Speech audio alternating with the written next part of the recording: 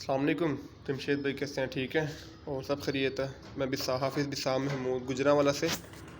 ये फ्लामिश के बच्चे मैंने दिखाने थे। माशाल्लाह ये 6 बच्चे हैं इसके, 6 बच्चे दिए हैं इसने।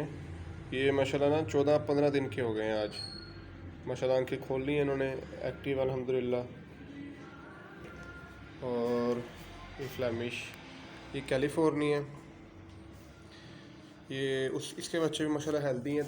10 बच्चे थे इसके। ये माशाल्लाह 1 महीना और 1 हफ्ते के हो गए हैं। ये कुछ अंदर है और कुछ बाहर है ये। और ये न्यूजीलैंड वाइट का मेल और अपना एक ये मेल है।